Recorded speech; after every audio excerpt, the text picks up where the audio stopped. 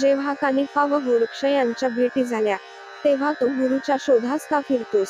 तुझा गुरु मच्छिंद्रनाथ तर स्त्रीराज्यात मौजा मारीत आहे, असे गोरक्षास कानिफाने सांगितले होते. ते ऐकून गोरक्ष स्त्रीराज्यात जावयास निघाला व त्या सीमेपर्यंत येऊन पोचला. नंतर त्याच्या मनात अनेक विचार येऊ लागले. ते तर कशा प्रकारचे की, ज्या ठिकाणी गुरुराज आहेत त्या ठिकाणी वैभव काही कमी नसावयाचे, परंतु ख्यालीखुशालीत गुरुजी पडल्यामुळे मला ओळखतील की नाही, हीच भ्रांती आहे. अशा प्रकारचे अनेक तर्क त्याच्या मनात आले. त्यावेळी कलिंगा या नावाची एक वेश्या आपल्या परिवारासह स्त्रीदेशात जात होती. ती रूपवती असून नृत्यगायनात अप्सरा, गंधर्व यांना लाजविण्याइतकी हुशार होती. तिची व गोरक्षनाथाची मार्गात गाठ पडली. मग तो तिच्याजवळ जाऊन तुला तिचे नाव गाव व कोठे जावयाचे हे विचारू लागला. तेव्हा ती म्हणाली, मला कलिंगा असे म्हणतात. मी स्त्रीराज्यात जात आहे. तेथे मैनाकिनी या नावाची स्त्री राज्यकारभार करीत असते. तिला मी आपली नृत्यगायनकला दाखवून वश करून घेणार आहे. तिची मर्जी प्रसन्न झाली म्हणजे ती मला पुष्कळ द्रव्य देईल. ते कलिंगेचे भाषण ऐकून तिच्याच संगतीने गोरक्षनाथाने स्त्रीराज्यात जाण्याचा बेत ठरविला. तिच्याबरोबर आपणास राजगृहात जाता येईल व मच्छिंद्रनाथ गुरुचाही पक्का तपास लागेल, हा त्याचा विचार होता. त्यावरून त्याने तिच्याजवळ गोष्ट काढली की, कृपा करून मला समागमे न्याल तर बरे. माझ्या मनातून तुमच्या बरोबर यावे असे आहे. हे ऐकून ती म्हणाली, तुमच्या अंगात कोणता गुण आहे? तेव्हा गोरक्ष म्हणाला, मला गाता येते व मृदंगही वाजविता येतो. मग तिने त्यास सांगितले की, तुमच्या अंगचा गुण प्रथम येथे दाखवा. तेव्हा त्याने आंब्याच्या झाडाखाली बसावयास घातले व तिने सारंगी, मृदंग वगैरे सर्व साज त्याच्या पुढे आणून ठेविले. मग गोरक्षनाथाने गंधर्व प्रयोगमंत्र म्हणून भस्म कपाळावर लाविले व ते चोहीकडे फेकून गावयास बसला.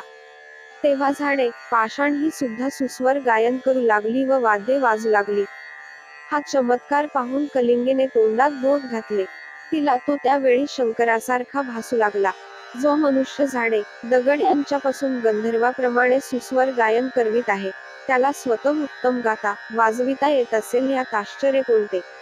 त्याच्या अंगचा गुण पाहून तिला अत्यानंद झाला व आपण त्याच्या संगतीत राहण्याचा निश्चय करून ती त्यास म्हणाली की, महाराज गुणनिधे, आपल्यापुढे माझी काहीच प्रतिज्ञा चालावयाची नाही.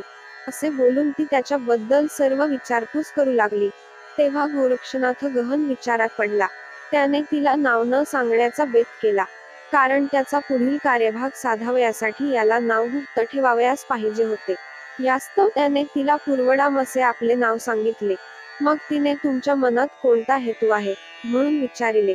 त्यावर तो म्हणाला, विषयसुखाविषयी मी अगदी अज्ञानी आहे व ते मला नको, पण पोटाला मात्र एक वेळेस घालीत जा. ह्या वाचून माझी दुसरी काहीच इच्छा नाही. गोरक्षनाथाचे ते भाषण ऐकून कलिंगा म्हणाली, महाराज, आपण म्हणता त्याप्रमाणे तजवीज होईल. पण मुख्य अडचण अशी आहे की तुमच्या मनात स्त्री राज्यात जावयाचे आहे, पण त्या देशात पुरुषाचे जाणे होत नाही. ते ऐकून पुरुष तेथे न जाण्याचे कारण गोरक्षाने तिला विचारिले. तेव्हा ती म्हणाली, मारुतीच्या भुभुंकाराच्या योगाने सर्व स्त्रिया गरोदर होतात, त्यात पुरुषाचा गर्भ मरतो व स्त्रियांचा जगतो. कोणी मोठा पुरुष का जाईना, तो तेथे मरावयाचाच. ह्यास्तव तेथे तुमचा कसा निभाव लागेल, ह्याचा मला मोठा संशय आहे. तेव्हा गोरक्षनाथ म्हणाला, मारुती मला काय करणार आहे? त्याच्या भुभुंकारापासून मला काही एक इजा व्हावयाची नाही. तू हा संशय मनात अजिबात आणू नको, असे बोलून तो तेथून उठला. मग कलिंगा रथात बसल्यावर गोरक्षनाथ तिचा सारथी झाला व त्याने घोड्याचे दोर हातात धरिले. प्रथमारंभी त्याने वज्रास्त्र, स्पर्शास्त्र, मोहनास्त्र व नागास्त्र यांची योजना केली. त्याने त्यास बिनहरकत स्त्रीराज्यात प्रवेश करता आला. पुढे अस्तमान झाल्यामुळे ते चिन्नपट्टण गावी वस्तीस राहिले. तेथे भोजन झाल्यानंतर सर्वांनी शयन केले. नंतर सुमारे प्रहर रात्रीस अंधार नाहीसा होऊन स्वच्छ चांदणे पडले. इकडे मारुती सेतुबंध रामेश्वराहून स्त्रीराज्यात जावयास निघाला. तो सीमेवर येताच गोरक्षनाथाने भारून ठेविलेल्या 4 अस्त्रातून प्रथम वज्रास्त्र येऊन उदरात बसले. एवढा वज्रशरीरी मारुती, पण त्या अस्त्राच्या झपाट्या सरसा मूर्छित होऊन धाडकन जमिनीवर पडला. तेव्हा स्पर्शास्त्राने त्यास जमिनीवर खिळवून टाकिले, तेणेकरून त्यास हलता चालता येईना. त्यानंतर मोहिनी अस्त्राचा अंमल बसला. शेवटी नागास्त्रामुळे प्रत्यक्ष शेष येऊन त्यास वेढा देऊन बसला. नागास्त्राच्या वेष्टनाने मारुती फारच विकल होऊन पडला. अशा चारी अस्त्राचा त्याजवर मारा झाल्याने त्याचे काही चालेनासे झाले. तो काही वेळाने मरणोन्मुख झाला व आपण आता वाचत नाही असे त्यास वाटू लागले. तो वारंवार सावध होई व बेशुद्ध पडे. आता अंतकाळी श्रीरामाचे स्मरण करावे असा विचार करून त्याने श्रीरामचंद्राचे स्तवन केले. त्यामुळे श्रीराम तत्काळ धावून गेले व मारुतीची ती कठीण अवस्था पाहून त्यांना कळवळा आला. मग रामाने पाकशासन, इंद्र अस्त्राच्या योगाने वज्रास्त्र काढून घेतले. विभक्तास्त्राच्या योगाने स्पर्शास्त्राचेही निवारण केले व शेषास काढून घेऊन मोहिनी अस्त्राचेही निवारण करून रामाने मारुतीस त्या संकटातून सोडविले. मग मारुती सावध होऊन रामाच्या पाया पडला व हात जोडून म्हणाला की रामा, अशी प्राण घेणारी ही प्रखर अस्त्रे आहेत. आज माझा प्राण गेलाच होता, पण तू धावत येऊन मला जीवदान दिलेस म्हणून वाचलो. प्रभू, तुझे उपकार माझ्याने कदापि फिटावयाचे नाहीत. असे म्हणून मारुती रामाच्या पाया पडला. त्यास रामाने पोटाशी धरिले व असा तुला हात दाखविणारा शत्रू कोण आहे म्हणून विचारले.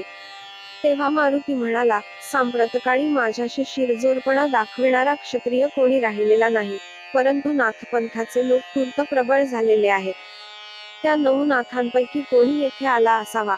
आजकाल ते अजिंक्य असून पृथ्वीवर निर्धास्तपणे संचार करीत आहेत. ते मारुतीचे भाषण ऐकून रामाने त्यास सांगितले की नाथपंथाचे लोक हल्ली प्रबळ झाले असून ते अनिवार आहेत, परंतु ते माझे पूर्ण भक्त आहेत व माझी त्याजवर पूर्ण कृपा आहे.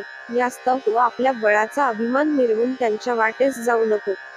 असा मारुतीला बोध करून कोणत्या नाथाचे हे कृत्य म्हणून अंतर्दृष्टीने पाहिल्यानंतर हे गोरक्षनाथाचे असे रामाच्या ध्यानात आले. मग मारुतीला रामाने सांगितले की हरिनारायणाचा अवतार जो गोरक्षनाथ तो आला आहे व हा प्रताप त्याचाच आहे. मग मारुतीने रामाला सांगितले की त्याने हे संधान करून स्त्री राज्यात संचार केला आहे, त्याच्या दर्शनास चलावे. त्याची भेट घेऊन मला त्याच्यापासून एक मोठे कार्य करून घ्यावयाचे आहे. हे ऐकून त्याच्याशी तुझे असे कोणते काम आहे म्हणून रामाने विचारले असता मारुतीने मच्छिंद्रनाथाची मुळारंभापासून सर्व हकीकत सांगितली. नंतर तो म्हणाला, त्या मच्छिंद्रनाथास हा गोरक्ष आता घेऊन जाईल. यास्तव त्यास गोड गोड बोलून अनुकूल करून घ्यावे म्हणजे तो त्यास नेणार नाही. तेव्हा रामाने म्हटले की चल, तुझे काम आहे. यास्तव मी युक्तिप्रयुक्तीच्या 2 गोष्टी सांगेन व होईल तितकी खटपट करीन. असे बोलून दोघेजण निघाले. ते मध्यरात्रीच्या सुमारास चिन्नापट्टणास जाऊन पोचले. त्यावेळी सर्वत्र सामसूम झाली होती. हे दोघे ब्राह्मणाचे रूप घेऊन गोरक्षनाथाजवळ गेले. त्यावेळेस तो निवांत ध्यान करीत बसला होता. त्यास नमस्कार करून हे दोघेजण त्याच्याजवळ बसले. मग आम्ही षडशास्त्री ब्राह्मण आहोत असे बोलून गोरक्षनाथाची पुष्कळ स्तुती करू लागले. नंतर आमच्या मनात एक हेतू आहे, तो पूर्ण करावा. असे मारुतीचे भाषण ऐकून कोणते काम आहे ते कळवावे म्हणून गोरक्षनाथाने त्यास विचारले. त्यावेळी ते म्हणाले, मी कार्य करून देतो. असा प्रथम भरवसा देऊन वचन द्या, म्हणजे आमचा हेतू सांगू. हे ऐकून गोरक्षनाथाने मनात आणले की हे मजपाशी काय मागणार आहेत. शिंगी, सारंगी, कुबडी, पावडी, शैली, भोपळा ही काय ती संपत्ती आमच्याजवळ आहे. ह्या वाचून आमच्यापाशी तर काही नाही. असे असता हे आमच्याजवळ काय मागणार नकळे. असा विचार करीत असता दुसराही एक विचार त्यांच्या मनात आला की आता मध्यरात्र उलटून गेली असता या वेळी या स्त्रीराज्यात पुरुष आले कसे. तर हे सहसा मनुष्य नसावे, कोणीतरी स्वर्गात राहणारे देव असावे. अशी त्यांच्याबद्दल अटकळ करून मग त्यांच्या कामाबद्दल विचार करून पाहू लागला. तो काहीच त्याच्या लक्षात येईना. मग आपण ज्या कामासाठी आलो त्याखेरीजकडून त्यांचे म्हणणे कबूल करण्यास हरकत नाही असा विचार करून तो त्यांना म्हणाला की महाराज, आपण विप्र म्हणता, पण येथे येण्याची त्यांची छाती नाही. तरी आपण कोण आहात हे मला प्रथम सांगा. असे बोलून त्याने लीनतेने त्यांच्या पायावर मस्तक ठेविले.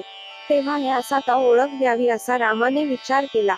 त्यास मारुतीचाही रुकार मिळाला. मग रामाने आपले स्वरूप प्रगट करून त्यास पोटाशी धरून मच्छिंद्रनाथास न नेण्याबद्दलचा मारुतीचा हेतू त्यास कळविला व मारुतीने मैनाकिनीला वचन दिले आहे म्हणून तू त्याला नेऊ नये, हा ह्याचा हेतू तू पूर्ण कर म्हणून कळविले.